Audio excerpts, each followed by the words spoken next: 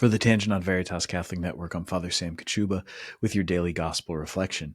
Today we're celebrating the feast of the Nativity of the Blessed Virgin Mary. We read from the Gospel of Matthew, chapter 1, verses 1 through 23. This gospel is the genealogy of Jesus.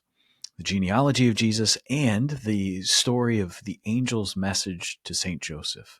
Joseph, do not be afraid to take Mary into your home, for the child in her womb is destined for the salvation of the world. What we see in the genealogy of Jesus is this list of the generations, and all those generations lead to the birth of Christ. What we see in the message of the angel is this pointing through Mary to the salvation of the world. Now, if we look at the church's liturgical calendar, we're going to find that we celebrate, of course, the great solemnity of the Nativity of Jesus Christ. We also celebrate the Nativity of the Blessed Virgin Mary and the Nativity of St. John the Baptist. There aren't any other nativity celebrations that we have.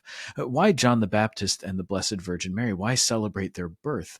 Because their birth points us to Christ. John the Baptist and the Blessed Virgin Mary have been called part of the constellation of Christ, those who point the way to Jesus. If we look at the genealogy of Jesus in the Gospel of Matthew, or the genealogy of Jesus in the Gospel of St. Luke, what we're going to see is that there's this pointing towards, through the generations, a pointing towards Christ. This is why we celebrate this feast day today, because Mary always points us to her Son, always reminds us that her Son has come to bring salvation.